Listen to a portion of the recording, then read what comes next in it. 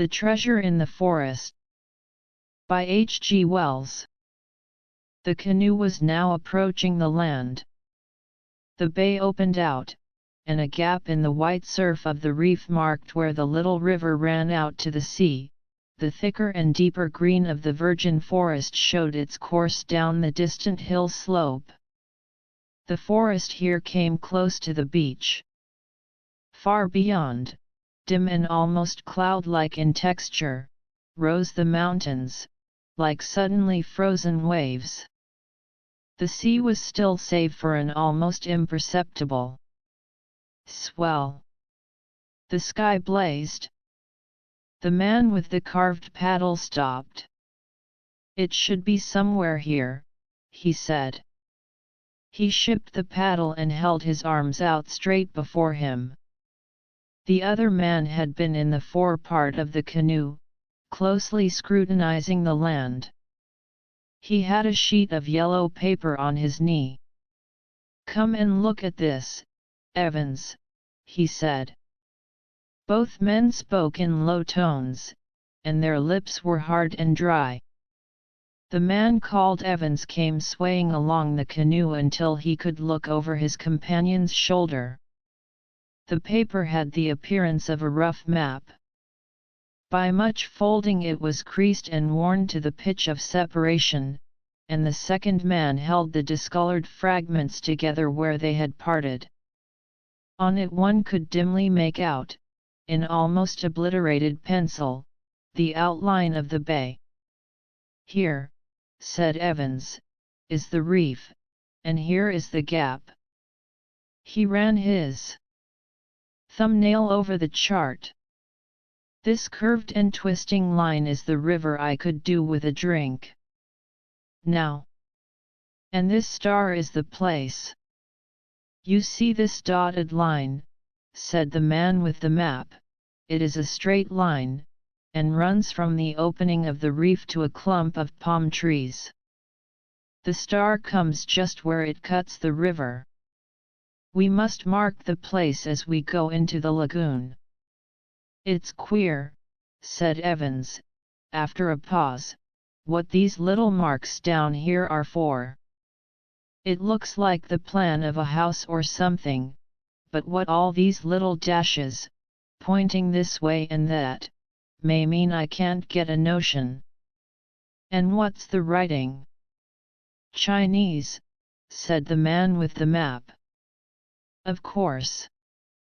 He was a Chinese," said Evans. "They all were," said the man with the map. They both sat for some minutes staring at the land, while the canoe drifted slowly. Then Evans looked towards the paddle. "Your turn with the paddle now, Hooker," said he. And his companion quietly folded up his map, put it in his pocket, passed Evans carefully, and began to paddle. His movements were languid, like those of a man whose strength was nearly exhausted. Evans sat with his eyes half closed, watching the frothy breakwater of the coral creep nearer and nearer. The sky was like a furnace, for the sun was near the zenith. Though they were so near the treasure, he did not feel the exaltation he had anticipated.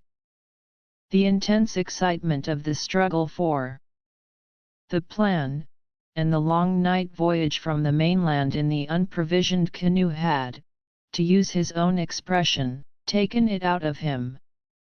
He tried to arouse himself by directing his mind to the ingots the Chinamen had spoken of, but it would not rest there. It came back headlong to the thought of sweet water rippling in the river, and to the almost unendurable dryness of his lips and throat. The rhythmic wash of the sea upon the reef was becoming audible now, and it had a pleasant sound in his ears. The water washed along the side of the canoe, and the paddle dripped between each stroke. Presently he began to doze.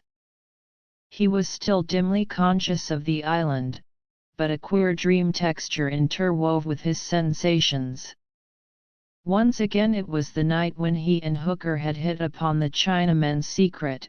He saw the moonlit trees, the little fire burning, and the black figures of the three Chinamen silvered on one side by moonlight, and on the other glowing from the firelight, and heard them talking together in pidgin English, for they came from different provinces. Hooker had caught the drift of their talk first, and had motioned to him to listen. Fragments of the conversation were inaudible, and fragments incomprehensible. A Spanish galleon from the Philippines hopelessly aground, and its treasure buried against the day of return, lay in the background of the story, a shipwrecked crew thinned by disease, a quarrel or so, and the needs of discipline, and at last taking to their boats never to be heard of again.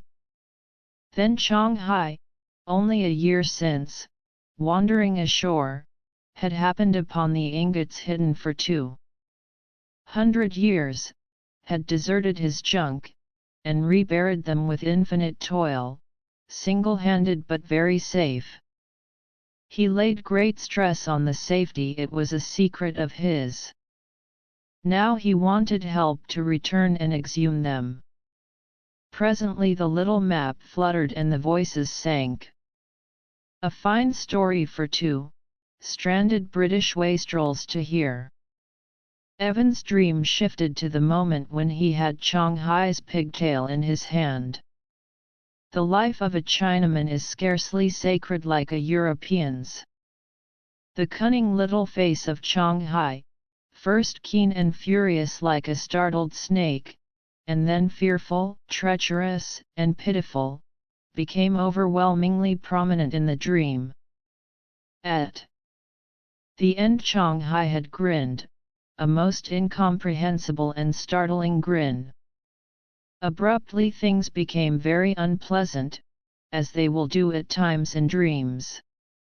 Shanghai gibbered and threatened him. He saw in his dream heaps and heaps of gold, and Shanghai intervening and struggling to hold him back from it. He took Shanghai by the pigtail, how big the yellow brute was, and how he struggled and grinned. He kept growing bigger, too. Then the bright heaps of gold turned to a roaring furnace, and a vast devil, surprisingly like Shanghai, but with a huge black tail, began to feed him with coals. They burned his mouth horribly. Another devil was shouting his name, Evans, Evans, you sleepy fool. Or was it Hooker? He woke up. They were in the mouth of the lagoon. There are the three palm trees. It must be in a line with that clump of bushes, said his companion. Mark that. If we go to those bushes and then strike into the bush in a straight line from here, we shall come to it when we come to the stream. They could see now where the mouth of the stream opened out. At the sight of it Evans revived. Hurry up, man, he said, or by heaven I shall have to drink sea water. He gnawed his hand and stared at the gleam of silver among the rocks and green tangle. Presently he turned almost fiercely upon Hooker. Give me the paddle, he said. So they reached the river mouth. A little way up Hooker took some water in the hollow of his hand, tasted it, and spat it out. A little further he tried again. This will do, he said, and they began drinking eagerly. Curse this, said Evans suddenly. It's too slow. And, leaning dangerously over the forepart of the canoe, he began to suck up the water with his lips. Presently they made an end of drinking, and, running the canoe into a little creek, were about to land among the thick growth that overhung the water. We shall have to scramble through this to the beach to find our bushes and get the line to the place, said Evans. "We had better paddle round," said Hooker. So they pushed out again into the river and paddled back down it to the sea, and along the shore to the place where the clump of bushes grew. Here they landed, pulled the light canoe far up the beach, and then went up towards the edge of the jungle until they could see the opening of the reef and the bushes in a straight line. Evans had taken a native implement out of the canoe. It was L-shaped, and the transverse piece was armed with polished stone. Hooker carried the paddle. "It is straight now in this direction," said he. "We must push through this till we strike the stream. Then we must prospect." They pushed through a close tangle of reeds, broad fronds, and young trees, and at first it was toilsome going, but very speedily the trees became larger and the ground beneath them opened out. The blaze of the sunlight was replaced by insensible degrees by cool shadow. The trees became at last vast pillars that rose up to a canopy of greenery far overhead. Dim white flowers hung from their stems, and ropey creepers swung from tree to tree. The shadow deepened. On the ground, blotched fungi and a red-brown incrustation became frequent. Evans shivered. "It seems almost cold here after the blaze outside." "I hope we are keeping to the straight," said Hooker. Presently they saw, far ahead, a gap in the somber darkness where white shafts of hot sunlight smote into the forest. There also was brilliant green undergrowth and colored flowers. Then they heard the rush of water. "Here is the river. We should be close to it now," said Hooker. The vegetation was thick by the river bank. Great plants, as yet unnamed, grew among the roots of the big trees, and spread rosettes of huge green fans towards the strip of sky. Many flowers and a creeper with shiny foliage clung to the exposed stems. On the water of the broad, quiet pool which the treasure-seekers now overlooked there floated big oval leaves and a waxen, pinkish-white flower not unlike a water lily. Further, as the river bent away from them, the water suddenly frothed and became noisy in a rapid. "Well," said Evans. "We have swerved a little from the straight," said Hooker. "That was to be expected." He turned and looked into the dim cool shadows of the silent forest behind them.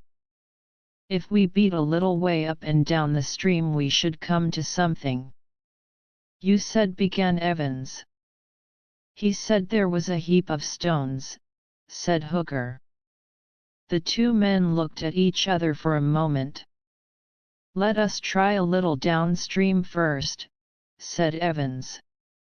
They advanced slowly, looking curiously about them. Suddenly Evans stopped. "What the devil's that?" he said. Hooker followed his finger. "Something blue," he said. It had come into view as they topped a gentle swell of the ground. Then he began to distinguish what it was. He advanced suddenly with hasty steps, until the body that belonged to the limp hand and arm had become visible. His grip tightened on the implement he carried. The thing was the figure of a Chinaman lying on his face. The abandon of the pose was unmistakable. The two men drew closer together, and stood staring silently at this ominous dead body. It lay in a clear space among the trees. Nearby was a spade after the Chinese pattern, and further off lay a scattered heap of stones, close to a freshly dug hole. "Somebody has been here before," said Hooker, clearing his throat. Then suddenly Evans began to swear and rave, and stamp upon the ground. Hooker turned white but said nothing. He advanced towards the prostrate body. He saw the neck was puffed and purple, and the hands and ankles swollen. "Pa!" he said, and suddenly turned away and went towards the excavation. He gave a cry of surprise. He shouted to Evans, who was following him slowly. "You fool! It's all right. It's here still." Then he turned again and looked at the dead Chinaman, and then again at the hole. Evans hurried to the hole. Already half exposed by the ill-fated wretch beside them lay a number of dull yellow bars. He bent down in the hole, and, clearing off the soil with his bare hands, hastily pulled one of the heavy masses out. As he did so a little thorn pricked his hand. He pulled the delicate spike out with his fingers and lifted the ingot. "Only gold or lead could weigh like this," he said exultantly. Hooker was still looking at the dead Chinaman. He was puzzled. "He stole a march on his friends," he said at last. "He came here alone and some poisonous snake has killed him. I wonder how he found the place." Evans stood with the ingot in his hands.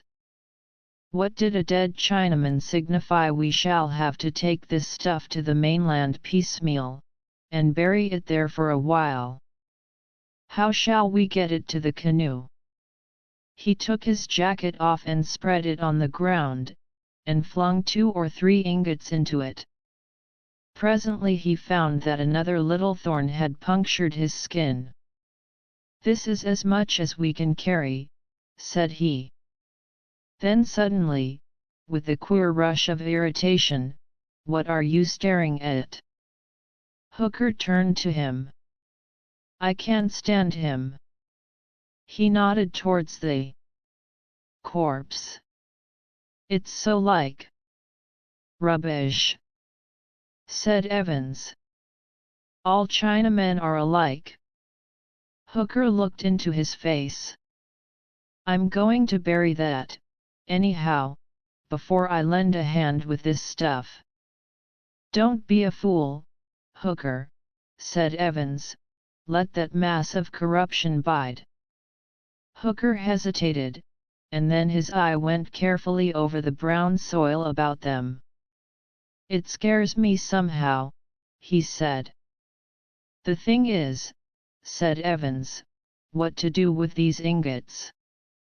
Shall we rebury them over here, or take them across the strait in the canoe?" Hooker thought. His puzzled gaze wandered among the tall tree trunks, and up into the remote sunlit greenery overhead. He shivered again as his eye rested upon the blue figure of the Chinaman. He stared searchingly among the grey depths between the trees. "What's come to you, Hooker?" said Evans. "Have you lost your wits?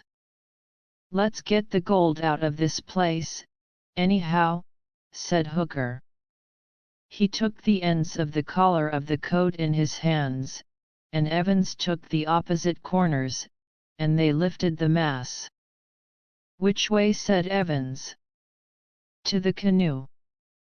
"It's queer," said Evans, when they had advanced only a few steps, "but my arms ache still with that paddling." "Curse it," he said. "But they ache. I must rest." They let the coat down. Evan's face was white, and little drops of sweat stood out upon his forehead. "It's stuffy, somehow, in this forest." Then with an abrupt transition to unreasonable anger, "What is the good of waiting here all the day? Lend a hand, I say.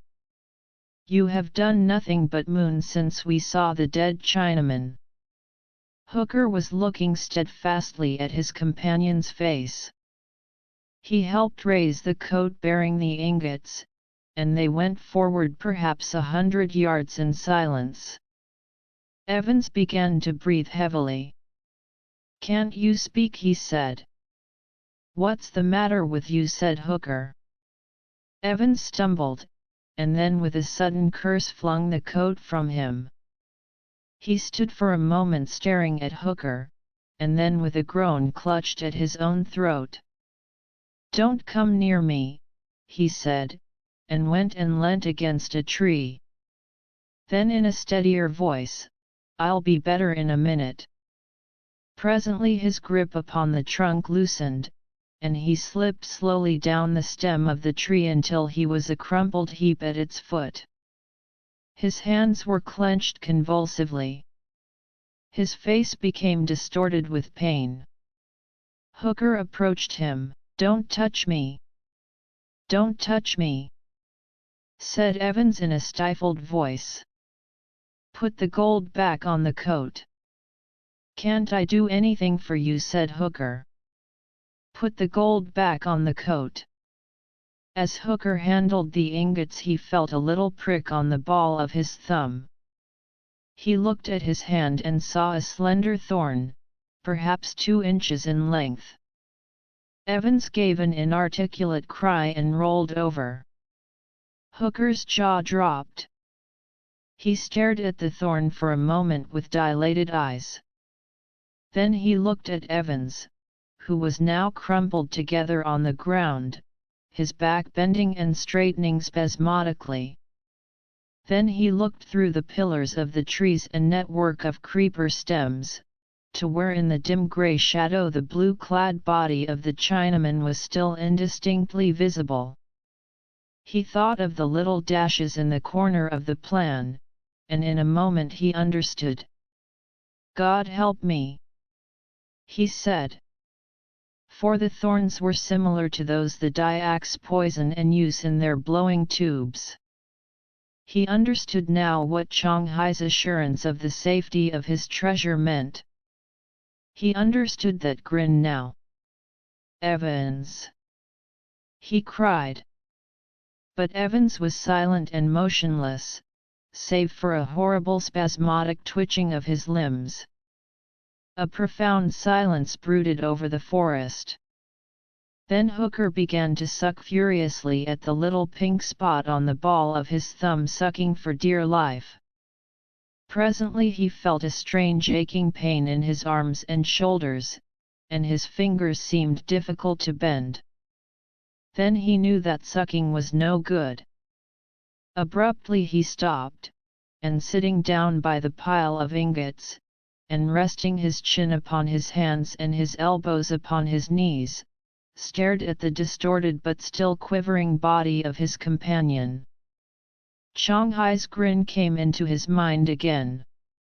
The dull pain spread towards his throat and grew slowly in intensity.